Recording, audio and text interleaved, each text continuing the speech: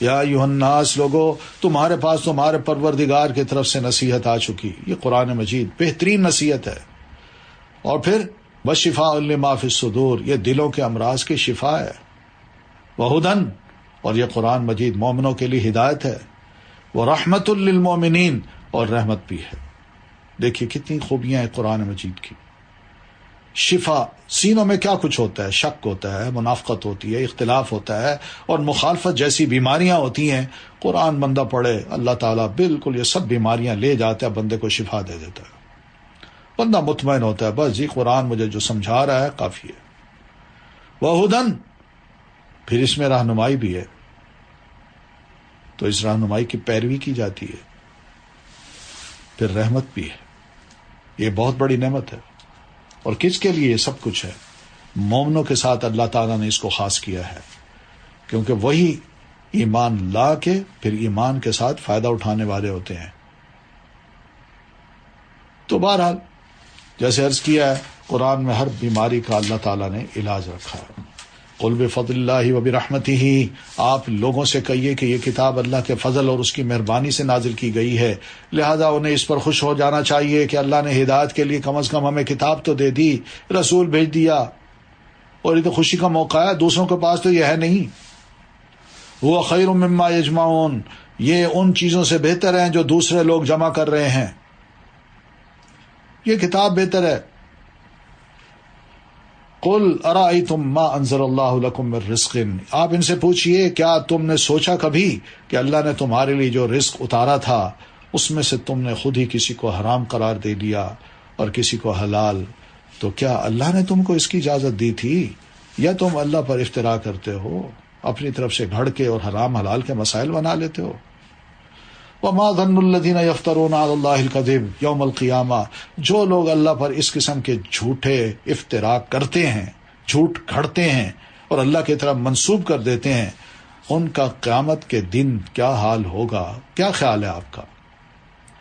اللہ تو سب لوگوں پر مہربان ہے، بتا رہا ہے وہ سب کچھ کہ دنیا میں یہ کر لو یہ فائدہ ہوگا، یہ کر رہے ہو تو قیامت کے دن برا حال ہوگا. لیکن اکثر لوگ شکر ادا نہیں کرتے، اس نعمت کو پا کے. وما تکونوا فی شأن، اللہ کے نبی آپ جس حال میں بھی ہوتے ہو اور قرآن میں سے جو کچھ بھی سناتے ہو اور لوگوں جو کام بھی تم کر رہے ہوتے ہو، ہم ہر وقت تمہارے پاس موجود ہوتے ہیں جبکہ تم اس میں مشغول ہوتے ہو. زمین اور آسمان میں کوئی ذرہ برابر چیز بھی ایسی نہیں جو آپ کے پروردگار سے چھپی رہ سکے، اور ذرہ سے بھی چھوٹی یا اس سے بھی بڑی کوئی چیز بھی ایسی نہیں جو واضح کتاب یعنی لوح محفوظ میں درج نہ ہو.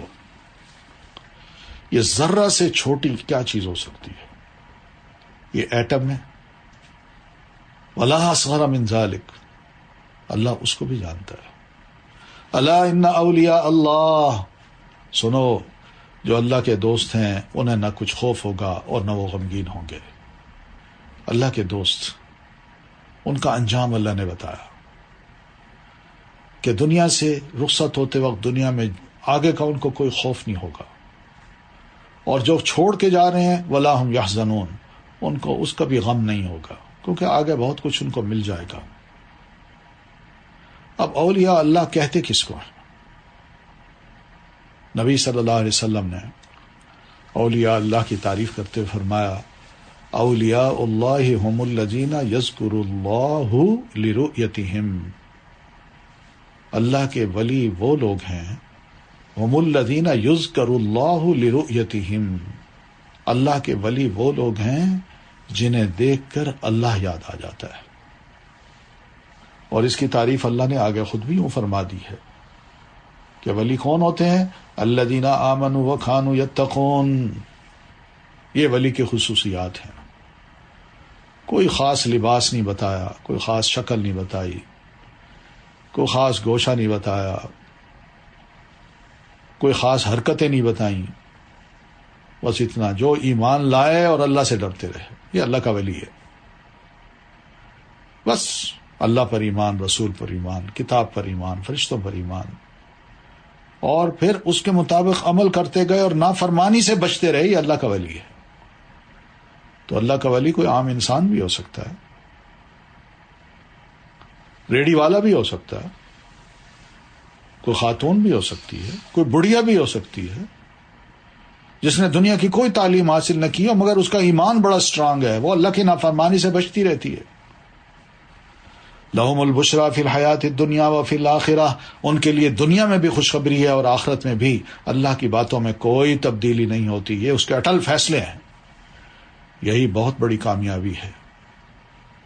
وَلَا يَحْزُنْكَ قَوْلُهُمْ، اللہ کے نبی کافروں کی باتوں سے آپ غمزدہ نہ ہوں کہ آپ کو الزام لگاتے رہتے ہیں جادوگر ہے اور جھٹلاتے ہیں، آپ کو شاعر کہتے ہیں، مجنون کہتے ہیں.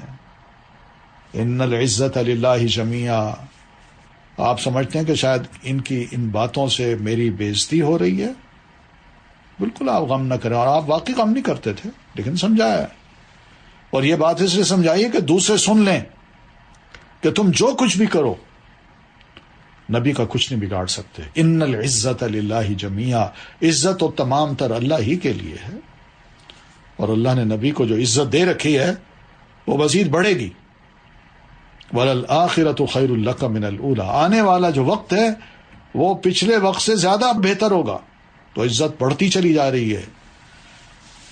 هُوَ السَّمِيعُ الْعَلِيمُ، وہی سب کچھ سننے والا اور جاننے والا ہے. اللہ، لوگوں خوب غور سے سن لو، جو کچھ آسمان اور زمین میں ہے سب اللہ ہی کے لیے ہے. اب جو لوگ اللہ کو چھوڑ کر دوسرے شریکوں کو پکارتے ہیں، ہمارا ایک سوال ہے، وہ کس چیز کی اتباع کر رہے ہیں؟ کس چیز کی اتباع ہے بھائی؟ کچھ تو بتائیں. کیا ان شریکوں نے کوئی کتاب آپ کو دی ہے یا کوئی وحی کی بات سنائی ہے؟ یہ تو سب ان کے اپنے ایک تجربے ہیں جو انہوں نے تجربوں کی بنیاد پہ اگر کوئی کتاب لکھ دی یا لوگوں کو کوئی شے بتا دی تو اس کا یہ مطلب تو نہیں کہ وہ خدا بن گئے. ان یتبعون الا الظن، یہ تو محض ظن کے پیچھے لگے ہوئے ہیں. بس وہم و گمان کی بنیاد پر یہ سب کچھ لکھا، سمجھا، لوگوں کو بتایا. وَإِنْهُمْ إِلَّا يَخْرُصُونَ، اور محض قیاس آرائیاں کر رہے ہیں. یہ فلسفیانہ باتیں، تو یہ سب قیاس آرائیاں ہوتی ہیں اور کچھ نہیں. وَالَّذِي جَعَلَ لَكُمُ اللَّيْلَ لِتَسْكُنُوا فِيهِ وَالنَّهَارَ مُبْصِرًا، وہی تو ہے جس نے تمہارے لیے رات بنائی تاکہ تم اس میں آرام کرو، اور دن کو روشن بنا دیا تاکہ اس میں تم کام کاج کر سکو. کتنا بڑا کام ہے. کوئی ہے خدا جو ایسا کرتا ہو؟ ان فی ذلک الآیات، یقیناً اس میں بھی لوگوں کے لیے کئی نشانیاں ہیں. لقوم یسمعون، جو حق کو سنتے ہیں. وہ تو ایک ہی نشانی کو دیکھ کے پا لیتے ہیں اپنے رب کو. وہ کہتے ہیں مان گئے کہ واقعی اللہ واحد لا شریک ہے. سننے والے ہوں، حق کو سننے والے ہوں تو ان کو ایک نشانی سے ہی اللہ تعالیٰ مل جاتا ہے. وہ اللہ تعالیٰ کو ڈھونڈنے کے لیے غاروں کی طرف، جنگلوں کی طرف یا کنویں میں ٹانگ باندھ کے الٹا لٹک کے نہیں پاتے، یا تالابوں میں جا کے وہاں ایک ٹانگ پہ کھڑے ہو کے سخت سردی کی راتیں وہاں گزارتے ہیں. وہ بھئی یہ اللہ کو پانے کے طریقے نہیں ہیں. ارد گرد بہت سی نشانیاں ہیں. قالوا اتخذ اللہ ولدا، لوگوں نے کہہ دیا کہ اللہ نے کسی کو بیٹا بنا دیا ہے. بس کہہ دیا. سبحانہ، وہ ایسی باتوں سے بھی پاک ہے، وہ بیٹوں کی ضرورت نہیں ہے اس کو. وہ الغنی، وہ بے نیاز ہے، اس کو کیا ضرورت ہے اولاد کی؟ اولاد تو باپ بننے کے لیے، باپ کا ٹائٹل لینے کے لیے بھی بندہ اپنے بیٹے کا محتاج ہوتا ہے. اللہ کو کیا ضرورت ہے؟ لہو ما فی السماوات و ما فی الارض، جو کچھ آسمان اور زمین میں ہے سب اسی کا ہے. تمہارے پاس اس کی کوئی دلیل نہیں کہ اللہ کا بیٹا ہے. کیا تم اللہ کی نسبت وہ بات کہتے ہو جو تم جانتے نہیں؟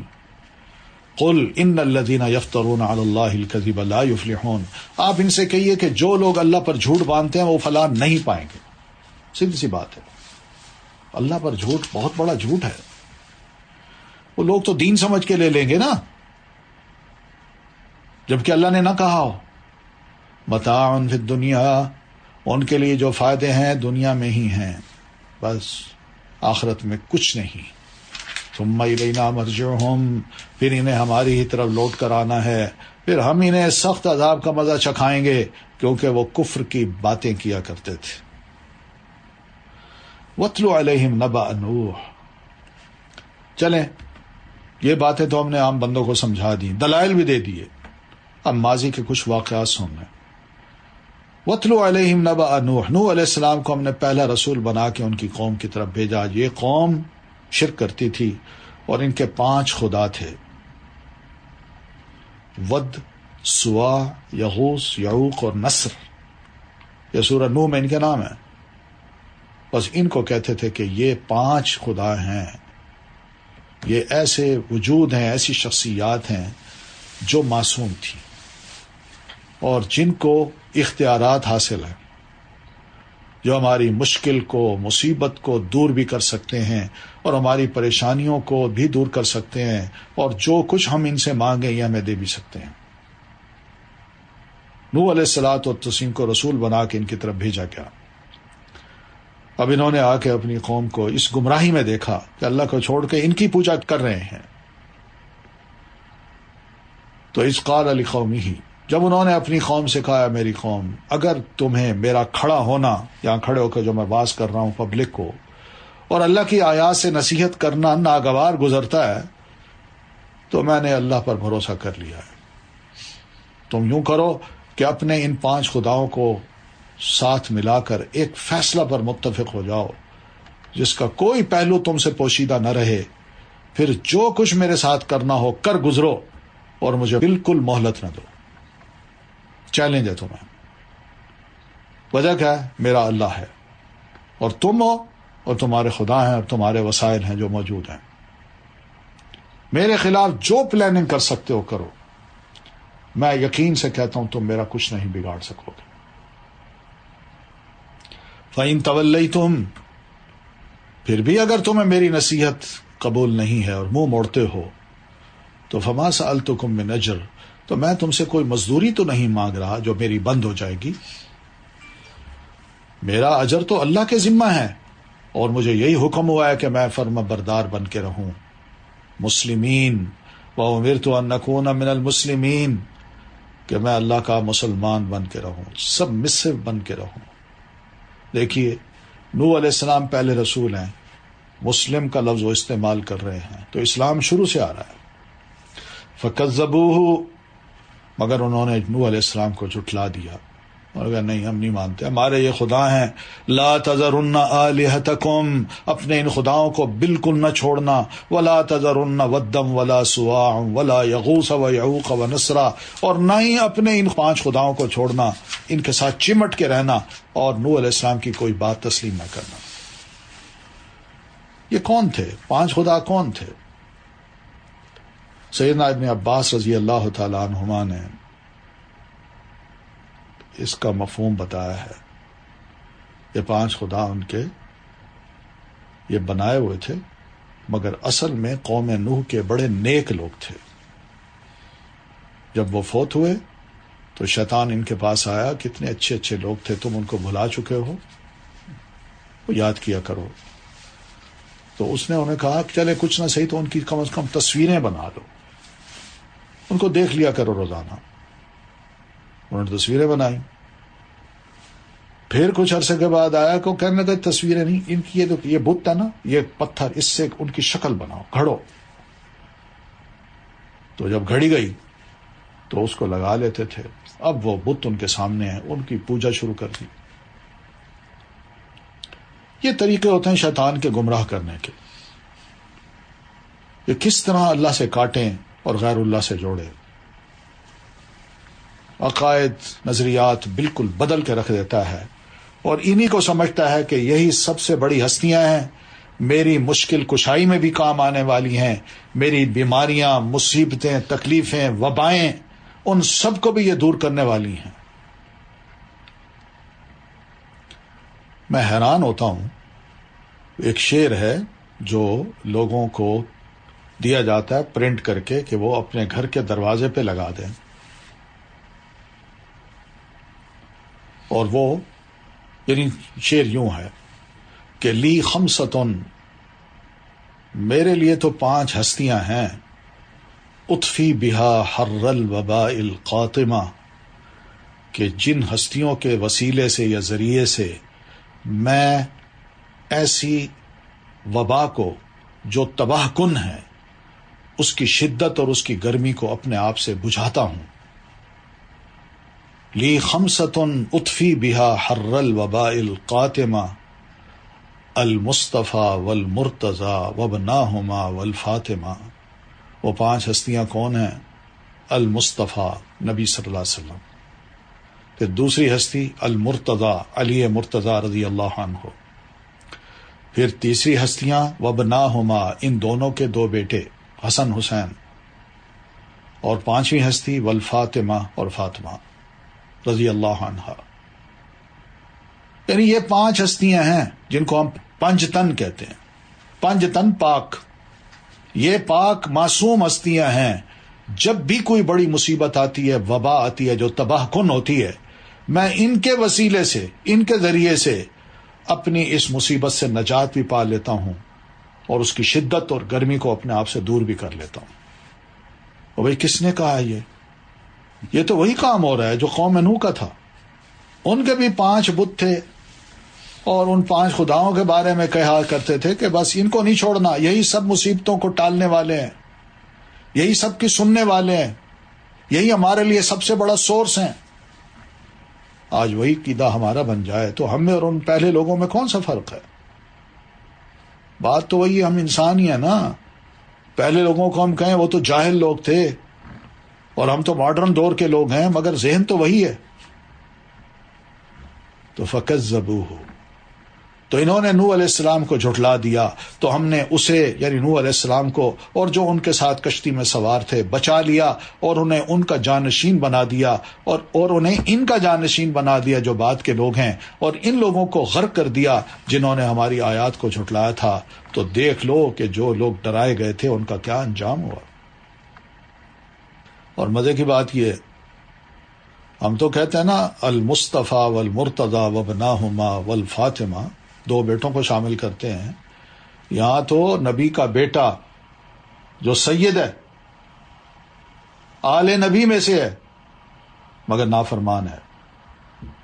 اس نے اپنے باپ کی بات نہیں مانی، اللہ نے اس کو بھی غرق کر دیا. اور یہ سارا قصہ آپ قرآن مجید میں کہیں پڑھیں تو پتہ چلتا ہے نوح علیہ السلام نے غرقابی کے بعد رب کے حضور ہاتھ اٹھائے اور کہا اللہ میرا بیٹا، تو نے تو وعدہ کیا تھا میں تیری آل کو بچاؤں گا، اور میرا بیٹا تو میری آل میں سے تھا. اللہ نے فرمایا تمہارا بیٹا تمہاری آل میں سے نہیں تھا، میں نے اس کو شمار ہی نہیں کیا، نکال باہر پھینکا. تو یہی چیز تھی. نبی علیہ السلام کے جتنے قریبی قریشی ہاشمی قریبی رشتہ دار تھے، جو مانے وہ تو آپ کی آل میں شامل ہو گئے، جو نہیں مانے اللہ تعالیٰ نے ان کو شامل نہیں کیا. ثم بعثنا من بعده رسلا الى قومهم، نوح علیہ السلام کے بعد ہم نے کئی رسولوں کو ان کی قوم کی طرف بھیجا، اپنی اپنی قوم کی طرف، جو واضح دلائل یعنی معجزات لے کر ان کے پاس آئے. مگر وہ لوگ ایسے نہ تھے کہ جس بات کو پہلے جھٹلا چکے تھے اس پر ایمان لے آتے. ایسے خوددار تھے، ایسے اکڑفوں تھے کہ جو کہہ دیا اب ہم وہ لفظ واپس نہیں لے سکتے. ایسی ہی ہم زیادتی کرنے والوں کے دلوں پر مہر لگا دیتے ہیں، بس نہ مانو. ثم بعثنا من بعدهم موسیٰ، پھر اس کے بعد ہم نے اپنے معجزے دے کر موسیٰ اور ہارون کو فرعون اور اس کے درباریوں کی طرف بھیجا. فاستکبروا، وہ بھی اکڑ گئے کہ معجزات کے مقابلے میں ہم اور ان نبیوں کے مقابلے میں ہم جھک جائیں. وَكَانُوا قَوْمًا مُجْرِمِينَ، اور وہ تھے ہی مجرم لوگ. وَلَمَّا جَاءَهُمُ الْحَقُّ مِنْ عِنْدِنَا، اور پھر جب ان کے پاس ہماری طرف سے حق آ گیا، وہ معجزہ انہوں نے دکھایا جو بالکل برحق تھا، لاٹھی کا معجزہ، ہاتھ کا معجزہ. قَالُوا إِنَّ هَذَا لَسِحْرٌ مُبِينٌ، تو فرعون اس کے سمیت سارے اس کے حواری ملا سب کہنے لگے کہ یہ تو صریح جادو ہے. قال موسیٰ علیہ السلام نے ان کو جواب میں کہا جب تمہارے پاس حق آ گیا، تم کہہ رہے تھے کوئی حق ہے تو لاؤ، میں نے تمہیں دکھا دیا. کیا کبھی چھڑی بھی سانپ بن سکتی ہے؟ کیا یہ ہاتھ تم ایسا کر سکتے ہو کہ کسی جادوگر کو لاؤ؟ میں نے کچھ پڑھا، یعنی یہ اگر جادو ہے تو جادو کرنے سے پہلے کیا کچھ حرکتیں ہوتی ہیں، کیا کچھ پڑھا جاتا ہے. میں نے کچھ کیا. جب تمہارے پاس یہ حق آ گیا تو تم اسے جادو کہنے لگے ہو. کیا یہ جادو ہے؟ حالانکہ جادوگر کبھی کامیاب نہیں ہوتے، وہ دھوکہ دے رہے ہوتے ہیں. میں دھوکہ نہیں دے رہا، تم نے اپنی آنکھوں سے دیکھا ہے، بلکہ ڈر کے تم بھی ذرا ادھر ادھر ہوئے ہو. کہیں ہماری طرف نہ آ جائیے. قالوا وجئتنا، وہ کہنے لگے کیا تم ہمارے پاس اس لیے آئے ہو کہ ہمیں اس طریقہ سے پھیر دو جس پر ہم نے اپنے آباء و اجداد کو پایا ہے، اور ملک میں تم دونوں کی بڑائی قائم ہو جائے؟ ہم تو تمہاری بات ماننے والے نہیں ہیں. بس بعض اوقات بڑائی کی بھی لڑائی ہوتی ہے، اور اس لڑائی میں پھر انسان حق کو چھوڑ بیٹھتا ہے. وقال فرعون ائتونی بکل ساحر علیم، فرعون کہنے لگا کہ ہر ماہر جادوگر کو میرے پاس حاضر کرو، میں اس کا مقابلہ کرنا چاہتا ہوں. فلما جاء السحرة، پھر جب سب جادوگر آ گئے اور میدان میں ان کو کھڑا کیا گیا تو انہیں موسیٰ علیہ السلام نے کہا جو کچھ تم نے پھینکنا ہے پھینکو، پہلے جادو تم پھینکو اس کے بعد میں پھینکوں گا. فلما القوا، جب وہ پھینک چکے تو موسیٰ نے کہا جو کچھ تم لائے ہو وہ جادو ہے، اللہ ابھی اسے مٹا ڈالے گا، اللہ فسادیوں کے کام کو سنوارا نہیں کرتا. یہ تو فساد ہے، آج تمہیں رسوائی ہوگی.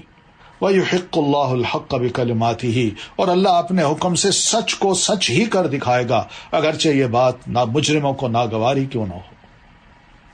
فَمَا آمَنَ لِمُوسَىٰ، اس معجزے کے بعد بھی وہ جادوگر تو الحمدللہ جنت میں پہنچ گئے. جب آئے تھے تو کافر تھے، اور جب شام ہوئی تو شام ہونے سے پہلے پہلے وہ جنت میں پہنچ چکے تھے. لیکن ان تمام معجزات کو دیکھنے کے باوجود بھی فَمَا آمَنَ لِمُوسَىٰ، چنانچہ موسیٰ پر فرعون کی قوم کے چند نوجوانوں کے سوا کوئی بھی ایمان نہ لایا. کیوں؟ انہیں یہ خطرہ تھا کہ کہیں فرعون اور اس کے درباری انہیں کسی مصیبت میں نہ ڈال دیں، اور فرعون تو ملک میں بڑا غلبہ رکھتا تھا اور وہ حد سے بڑھ جانے والوں میں سے بھی تھا کہ کہیں ایسی سزا نہ دے جس کی اذیت کو ہم برداشت نہ کر سکیں اور پھر ہمیں ایمان کو چھوڑنے کا اناؤنس کرنا پڑے. اس نے اپنی بیوی تک کو نہیں چھوڑا، سیدہ آسیہ کو جو ملکہ تھی، کوئی رحم نہیں آیا اس کو. وقال موسیٰ یا قوم، اور موسیٰ نے اپنی قوم سے کہا کہ اگر تم اللہ پر ایمان لائے ہو اور واقعی اس کے فرما بردار ہو تو اسی پر بھروسہ کرو، کیونکہ آزمائش اب بنو اسرائیل پر بھی آنے لگی. تو موسیٰ علیہ السلام نے بنو اسرائیل کو اب ذرا تھوڑا سا حوصلہ دیا، ان کے ایمان کو بڑھایا. فقالوا علی اللہ توکلنا، وہ بھی کہنے لگے ہم نے اللہ ہی پر بھروسہ کیا، اے ہمارے پروردگار ہمیں ان ظالموں کا تختہ مشق نہ بنانا. فرعون جس طرح ظلم کر رہا ہے ہمیں نہ بنانا. وَنَجِّنَا بِرَحْمَتِكَ مِنَ الْقَوْمِ الْكَافِرِينَ، اور اپنی رحمت سے ہمیں ان کافر لوگوں سے بچا لے. وَأَوْحَيْنَا إِلَىٰ مُوسَىٰ وَأَخِيهِ، اب دیکھیے یہ دعا سنی اللہ تعالیٰ نے. تو ہم نے موسیٰ اور اس کے بھائی کی طرف وحی کی کہ اپنی قوم کے لیے مصر میں گھر کو منتخب کرو اور ان گھروں کو قبلہ بنا کر نماز قائم کرو. پتہ چل گیا نا، گھروں میں نماز ہو سکتی ہے جب یہ اذیت ہو کہ پابندیاں ہوں کہ تمہارے لیے اب مسجدوں میں آنا، عبادت گاہ میں عبادت کرنا منع ہے، تو کیا نماز چھوڑ دی جائے؟ نہیں، تو گھروں میں تو پڑھ سکتے ہو نا. واقیم الصلاۃ، گھروں کو قبلہ بناؤ، نماز قائم کرو اور اہل ایمان کو خوشخبری دے دو. وقال موسیٰ، موسیٰ علیہ السلام نے بھی دعا کی. پیچھے دعا گزر چکی ہے بنو اسرائیل کے نیک لوگوں کی، اب موسیٰ علیہ السلام دعا کرتے ہیں. اور یہ یاد رکھیے جب اللہ کا رسول ہاتھ اٹھا لیتا ہے نا تو وہ قوم سے مایوس ہو چکا ہوتا ہے، بہت ہو چکی ہوتی ہے، ان کا انکار انتہا پر جا چکا ہوتا ہے، دشمنی انتہا پر جا چکی ہوتی ہے، یہ سبھی مخالف جو ہیں وہ انتہا پسند بن چکے ہوتے ہیں. تو ایسے موقع پر وقت کا رسول ہاتھ اٹھا لیتا ہے، اور اس کا ہاتھ اٹھانا بس اب نصیحت ختم، اللہ دعا سن لیتا ہے، اب اس قوم کا انجام سامنے آنے لگتا ہے.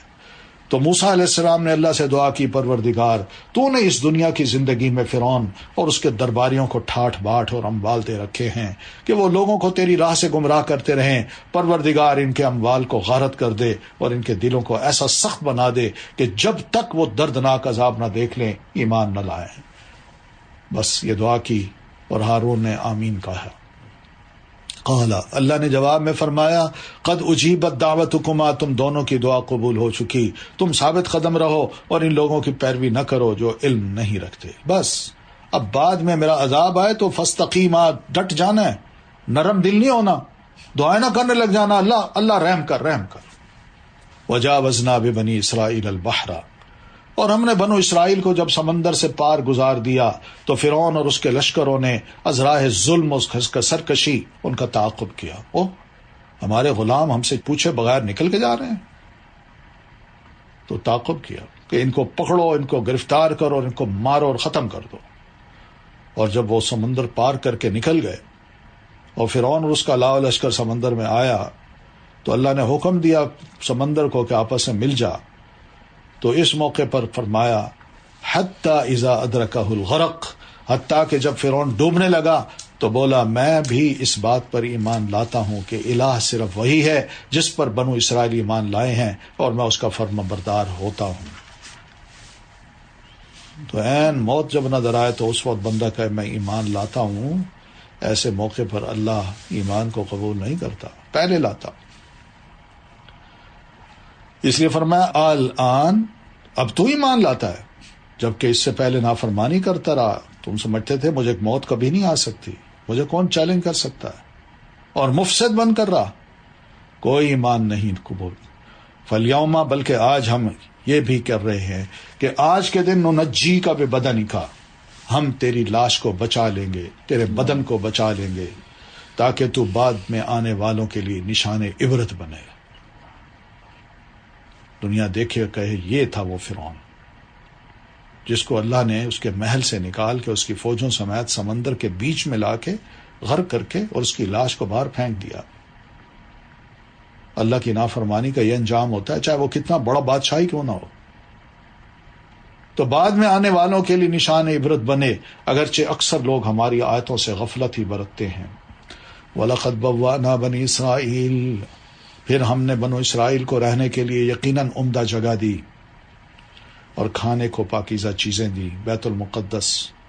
پھر انہوں نے باہم اس وقت اختلاف کیا جبکہ ان کے پاس علم آ چکا، پھر آپس میں لڑنے لگ گئے، اور وہ بھی علمی بنیادوں پر، اور دین میں اختلاف. یقیناً آپ کا پروردگار ان میں قیامت کے دن ان باتوں کا فیصلہ کر دے گا جن میں وہ اختلاف کیا کرتے تھے. فَإِن كُنتَ فِي شَكٍّ مِّمَّا أَنزَلْنَا إِلَيْكَ، او انسان اگر تمہیں اس بات کے بارے میں کچھ شک ہو کہ جو کچھ ہم نے آپ صلی اللہ علیہ وسلم کی طرف نازل کیا ہے، فَاسْأَلْ، تو ان لوگوں سے جا پوچھو جو آپ سے پہلے کتاب سے تورات پڑھتے ہیں. یعنی آپ سے پہلے، آپ کے رسول بننے سے پہلے وہ تورات کو پڑھتے تھے اور پڑھ رہے ہیں. یہ پہلے لوگ ہیں جن کے پاس علم ہے اور ان کو پتہ ہے کہ وہ رسول کہاں آنا ہے. ان سے پوچھیے کیا اس رسول پر ایمان لا سکتے ہیں؟ کیا اس کی کوئی علامت ایسی ملتی ہے جس میں ہم شک کر سکیں؟ یقیناً آپ کے پاس آپ کے پروردگار کی طرف سے حق آ چکا ہے، لہذا اے انسان یا آپ شک کرنے والوں میں سے نہ ہوں. وَلَا تَكُونَنَّ مِنَ الَّذِينَ كَذَّبُوا بِآيَاتِ اللَّهِ، اور نہ ہی ان لوگوں سے ہونا جنہوں نے اللہ تعالیٰ کی آیات کو جھٹلا دیا، ورنہ نقصان اٹھاؤ گے. ان الذین حقت علیہم کلمۃ ربک، جن لوگوں پر آپ کے پروردگار کا حکم یعنی عذاب ثابت ہو چکا ہے وہ ایمان نہیں لائیں گے. ولو جاءتہم کل آیۃ، خواہ ان کے پاس کوئی بھی معجزہ آ جائے وہ ایمان لانے والے نہیں. انہوں نے طے یہی کر رکھا ہے تاکہ وہ دردناک عذاب نہ دیکھ لیں. فلولا کانت قریۃ آمنت، پھر کیا یونس علیہ السلام کی قوم کے سوا دنیا میں کوئی ایسی مثال ہے کہ کوئی قوم عذاب دیکھ کر ایمان لائے تو اس کا ایمان اسے فائدہ دے؟ جب وہ ایمان لے آئے قوم یونس کے لوگ تو ہم نے دنیا کی زندگی میں ان سے رسوائی کا عذاب دور کر دیا اور ایک مدت تک انہیں سامان زیست سے فائدہ اٹھانے کا موقع دیا. وہ اور جیے، ایمان کی وجہ سے اللہ تعالیٰ نے ان کو مزید جینے کا موقع دیا. وَلَوْ شَاءَ رَبُّكَ، اگر آپ کا رب چاہتا تو جتنے لوگ زمین میں موجود ہیں سب کے سب ایمان لے آتے، مگر یہ مجبوری ہوتی، جبر ہوتا. افانت تکرہ الناس، پھر کیا آپ لوگوں کو مجبور کریں گے کہ وہ ایمان لے آئیں؟ مجبور نہیں کیا جا سکتا. ایمان تو دل کی بات ہے بھائی، اور دل اللہ کے حوالے کرنا پڑتا ہے اس موقع پر. وما کان لنفس، کسی کے لیے یہ ممکن نہیں کہ وہ اللہ کے اذن کے بغیر ایمان لائے، اور اللہ تو ان لوگوں پر گندگی ڈالتا ہے جو عقل سے کام نہیں لیتے اور ان کے اندر نفرت دین سے ہو جاتی ہے اور گناہ سے، فسق سے ان کی محبت بڑھ جاتی ہے. قل انظروا ماذا فی السماوات والارض، آپ ان سے کہیے کہ ذرا دیکھو تو آسمان اور زمین میں کچھ نشانیاں ہیں، معمولی ہیں، بہت کچھ ہیں، مگر جو لوگ ایمان لانا ہی نہ چاہیں یہ نشانیاں اور تنبیہیں ان کے کس کام آ سکتی ہیں؟ فَهَلْ يَنْتَظِرُونَ إِلَّا مِثْلَ أَيَّامِ الَّذِينَ خَلَوْا مِنْ قَبْلِهِمْ، کیا ایمان نہ لا کر یا کفر کر کے انکار کر کے یہ لوگ اب اس بات کا انتظار کر رہے ہیں کہ ان پر ویسے ہی برے دن آ جائیں جیسے ان سے پہلے گزرے ہوئے لوگوں پر آ چکے ہیں؟ آپ ان سے کہیے اچھا تو تم بھی پھر انتظار کرو ان برے دنوں کا، اور میں بھی انتظار کرتا ہوں تمہارے ساتھ اپنے اچھے دنوں کا۔ ثم ننجی رسلنا، پھر ہم رسولوں اور ایمان لانے والوں کو بچا لیتے ہیں، یہی ہمارا طریقہ ہے کہ مومنوں کو بچا لینا ہمارے ذمہ ہوتا ہے۔ تو پہلے ہوا ایسے، اب بھی ہوگا۔ قل یا ایھا الناس، آپ ان سے کہیے لوگو اگر میرے دین کے بارے میں تمہیں شک ہے تو میں ان کی عبادت نہ کروں گا جن کی تم اللہ کو چھوڑ کر عبادت کر رہے ہو، میں تو اسی اللہ کی عبادت کرتا ہوں جو تمہیں وفات دیتا ہے، اور مجھے یہی حکم ہوا ہے کہ میں ایمان لانے والوں میں سے ہو جاؤں۔ اور یہ بھی مجھے حکم ہوا ہے کہ آپ یکسو ہو کر اسی دین اسلام کی طرف اپنا رخ قائم رکھیے اور مشرکوں سے نہ ہونا۔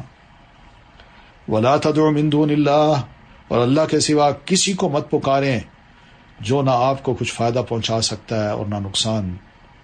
اگر آپ ایسا کریں گے، غیروں کو پکاریں گے، تو تب یقیناً ظالموں میں سے ہو جائیں گے۔ وہیں یمسسک اللہ، اور بات سنیے کہ اگر اللہ آپ کو کوئی تکلیف پہنچانا چاہے تو اللہ کے سوا کوئی بھی ایسا نہیں جو اسے دور کرنے والا ہو، اور اگر اللہ آپ سے کوئی بھلائی کرنا چاہے تو اللہ کے سوا کوئی ایسا نہیں جو اسے ٹالنے والا ہو۔ وہ اپنے بندوں میں سے جسے چاہے اس فضل سے نوازتا ہے، اور وہ بخشنے والا اور رحم کرنے والا ہے۔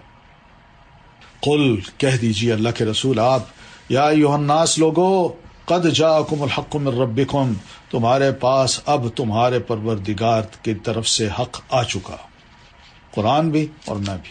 اب جو راہ راست اختیار کرتا ہے تو یہ راست روی اس کے اپنے لیے مفید ہے، اور اگر کوئی گمراہ ہوتا ہے تو اس کی گمراہی کا وبال بھی اسی پر ہے، اور میں تمہارا وکیل نہیں ہوں۔